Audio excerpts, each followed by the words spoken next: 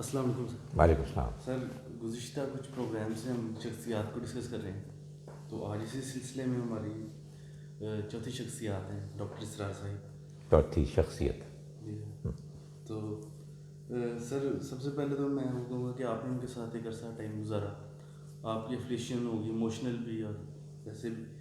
تو ان سب باتوں سے پہلے میں آپ سے یہ پوچھنا چاہوں گا کہ اگر آپ ان کے ساتھ ٹائم گزارے ہوئے میں سے دیکھیں تو ان کے جو بہترین اقدامات ہیں جس نے دین اسلام کو بہت نفع دیا یا شخصیتی طور پہ ہم لوگوں کے لیے بہت نفع بخش ہیں, وہ کون سی اقدامات پوائنٹ آؤٹ کریں؟ سب سے بڑھ کر جو ان کی کنٹریبیوشن ہے ڈاکٹر اسرار احمد صاحب کی, وہ قرآن مجید کی طرف مسلمانوں کو رجوع کرنے کی دعوت. وہ اس کو بیان کیا کرتے تھے, دعوت رجوع الی القرآن. انہوں نے چنانچہ جو اپنا ایک ادارہ قائم کیا اس کا نام بھی انجمن خدام القرآن تھا. اس میں کوئی شک نہیں کہ یہ سب سے بڑی ان کی کنٹریبیوشن تھی. وہ چونکہ ایک پڑھے لکھے انسان تھے, اس وجہ سے ان کا قرآن مجید کے بیان کرنے کا انداز پڑھے لکھے لوگوں کو اپیل کرتا تھا, عوام الناس کو بھی کرتا تھا.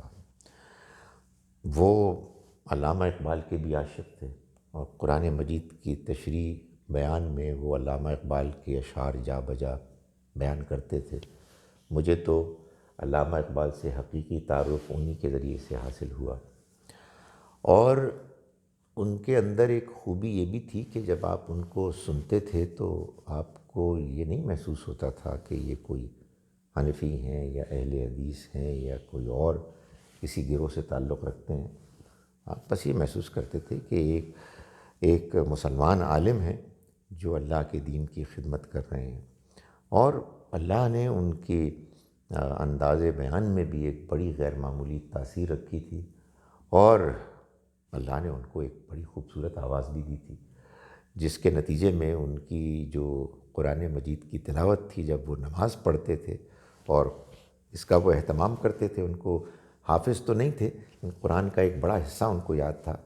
عام طور پر اس کا اہتمام کرتے تھے کہ جو قرآن کا حصہ انہوں نے پڑھایا, اگر کوئی نماز ایسی ہے کہ جس میں جہری طور پر اس کو اونچی آواز میں پڑھا جا سکتا ہے تو اسی حصے کو پڑھتے تھے.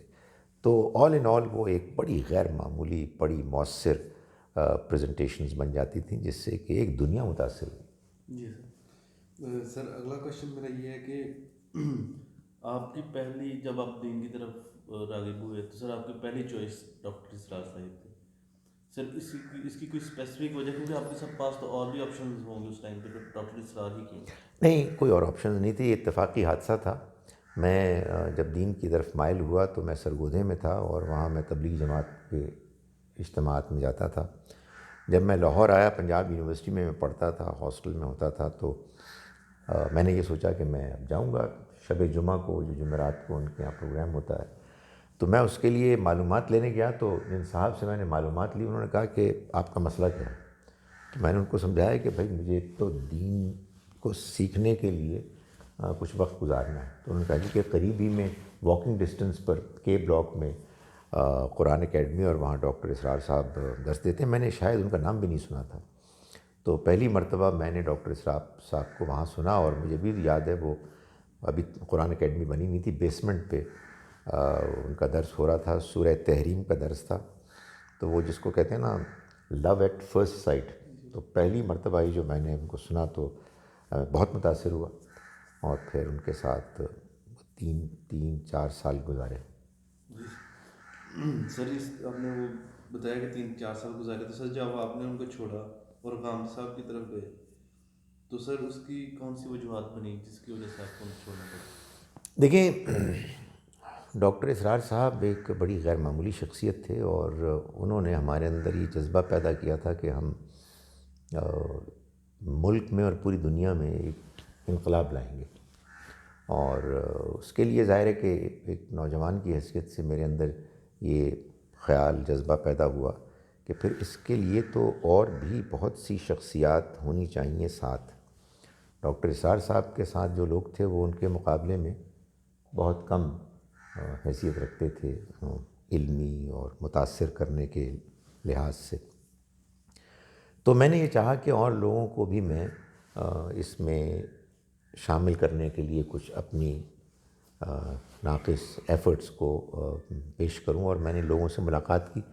لیکن مجھے یہ محسوس ہوا کہ وہ جو ان کا ایک فیصلہ تھا کہ شورا میں، مجلس شورا میں اگر کوئی فیصلہ ہوگا تو اس کو وہ ویٹو کر سکیں گے، وہ چیز ایک رکاوٹ بنی. اور میں نے یہ محسوس کیا کہ پھر اب اس تنظیم میں زیادہ لوگوں کو پڑھے لکھے دین کے لحاظ سے ان کے شامل ہونے کا امکان بہت کم ہے. تو اور دوسری جانب غامدی صاحب سے جب میری ملاقاتیں شروع ہوئیں تو انہوں نے بہت ہی پرسنل ایک 1-to-1 ملاقاتوں میں بہت سے میرے سوالات کے جوابات بھی دیے، اور ان کی شخصیت سے میں متاثر بھی ہوا. یہ تو نہیں کہنا چاہیے کہ میں نے ڈاکٹر اسرار احمد صاحب کو چھوڑ کے غامدی صاحب کو جوائن کیا. غامدی صاحب بہت پریشان تھے جب میں نے ڈاکٹر اسرار صاحب کو چھوڑا. ان کو میرا یہ فیصلہ بالکل پسند نہیں آیا، وہ بہت پریشان ہوئے اس بات پر کہ اب میں کیا کروں گا. لیکن وہ ایک جیسے ایولیوشن ہوتا ہے، ایک واقعے سے دوسرا پھر تیسرا، تو پھر دھیرے دھیرے پھر یہ ہوا کہ ہم پھر غامدی صاحب سے پڑھنا شروع کر دیا ہم نے. جی سر، اتنا عرصہ آپ ان کے ساتھ رہے اور وقت گزارا، سر آپ نے ان کی پرسنالٹی کو کس طرح کا پایا؟ آپ کو لگتا تھا کہ آپ دلائل دے کے کسی بھی بڑے سے بڑے ان کے عقائد کو یعنی کہ ویٹو کر سکتے ہیں، یا ان کو ختم کر کے ان دلائل کی بنیاد پر ان کو قائل کر سکتے ہیں؟ میں پہلے آخری بات کا جواب دیتا ہوں. بالکل، یعنی ڈاکٹر اسرار صاحب ایک کھلے ذہن کے آدمی تھے. یعنی ڈاکٹر اسرار صاحب کے بارے میں عام طور پر یہ امپریشن ہے کہ وہ غصے والے آدمی تھے. ظاہر ہے ان کی شخصیت میں بڑا روب تھا. عام طور پر ان کی تقریر سنیں تو ایک جلال نظر آتا تھا، لیکن ڈاکٹر اسرار صاحب دلیل کے آگے سرنڈر کر دیتے تھے. میں بڑا متاثر ہوا اس بات سے کہ کافی سال بعد ایک یہ جو بیوروکریٹس کے ہوتے ہیں نا ٹریننگ پروگرامز وغیرہ، نیپا وغیرہ کے اسٹاف کالج غالباً میں، ایک کرسچن اسپیکر سے کسی بیوروکریٹ نے سوال کیا، سوال نہیں کیا، انہوں نے خود بتایا کہ میں ڈاکٹر اسرار صاحب کی اکیڈمی کے قریب رہتا ہوں، تو مجھے فجر کی اذان سے بڑی ڈسٹربنس ہوتی تھی. تو میں ڈاکٹر اسرار صاحب کے پاس گیا اور میں نے کہا جی کہ میں آپ کی اذان سے مجھے تکلیف ہوتی ہے، میں آپ کا ہمسایہ ہوں. تو انہوں نے کہا کہ ڈاکٹر صاحب خاموش ہو گئے. انہوں نے میری بات کو احترام سے سنا، اور پھر میں نے محسوس کیا کہ انہوں نے کوئی ایسی ارینجمنٹ کی کہ پھر مجھے وہ نہیں پریشانی ہوئی مستقبل میں. اس طرح کے اور بھی بہت سارے واقعات ہیں. ڈاکٹر اسرار صاحب حق کے آگے، دلیل کے آگے ہمیشہ سرنڈر کرنے والے تھے. لیکن ظاہر ہے اس کا مطلب یہ ہے کہ آپ پہلے ان کے ذہن میں جو دلیل ہے اس کو کاؤنٹر کریں. بعض اوقات یہ ضرور ہوتا تھا کہ محسوس ہوتا تھا کہ وہ بعض چیزوں کے بارے میں بہت جذباتی ہیں، لیکن یہ ہر انسان کے ساتھ ہوتا ہے. لیکن ایک مرتبہ آپ ان کو سمجھا لیں تو وہ سمجھ جاتے تھے، یعنی مان لیتے تھے. اس کے کئی واقعات ہیں. لیکن آپ نے دوسرا سوال پوچھا کہ ان کو کیسے پایا. بہت جذبے والا پایا، دین کی خاطر بہت قربانی دینے والا پایا. اور ایک اور بات میں کہنا چاہتا ہوں کہ اپنی نجی ملاقاتوں اور محافل میں ان کے اندر بڑا سینس آف ہیومر تھا. وہ بہت کھلکھلا کے ہنستے بھی تھے. سر ایک پروگرام میں ان سے سوال کیا گیا کہ آپ نے ڈاکٹری کا پیشہ چھوڑ کے تو یہ دین کے مبلغ کا پیشہ کیوں اختیار کیا؟ تو اس پہ انہوں نے جواب دیا کہ اور بہت سے ڈاکٹرز تھے جو مجھ سے اچھا علاج لوگوں کا کر سکتے تھے، مجھے لگا کہ میں ذرا دین میں لوگوں کی روحوں کا علاج اچھی طرح کر سکتا ہوں، تو میں ادھر آ گیا. سر آپ اس معاملے میں کتنے ان سے وہ مطابقت رکھتے ہیں سوچ کے معاملے میں؟ میں ان کی سوچ سے مکمل مطابقت رکھتا ہوں. اصل میں بات یہ ہے کہ ہم جیسے جو لوگ ہیں، خیر میں تو بہت چھوٹا آدمی ہوں، بہت بڑے آدمی تھے. ہم لوگوں کے ساتھ یہ ہوا کہ ہم دنیاوی تعلیم میں ہم انوالو رہے، رغبت ہماری دین کے ساتھ ہوئی، اور ہم نے محسوس کیا کہ سوٹ ہم اس فیلڈ کے لیے کرتے ہیں اور کر کچھ اور رہے ہیں. تو ڈاکٹر اسرار صاحب نے بالکل صحیح فیصلہ کیا. ظاہر ہے کہ اگر وہ ایک ڈاکٹر ہوتے تو بٹ ٹھیک ہے، ایک آرڈنری سے ڈاکٹر ہوتے، لیکن ڈاکٹر اسرار دین کے اسکالر، قرآن کے مبلغ، اس کو انہوں نے جس طرح سے نبھایا وہ تو ایک غیر معمولی چیز تھی. ان کا فیصلہ بالکل صحیح تھا. جی سر. اور سر آخری کویشچن یہ ہے کہ سر جب آپ نے قرآن اکیڈمی چھوڑ دی, واپس آپ کی ملاقات ہوتی ہوگی ڈاکٹر صاحب سے, تو سر ان کے رویے میں کوئی تبدیلی آئی کہ وہ پہلے جیسا ہی گرم جوشی سے نہیں تھے؟ یار یہ میری بدتمیزی تھی, یہ میری نالائقی تھی کہ میں نے ان کے ساتھ اس طرح سے کانٹیکٹ نہیں رکھا.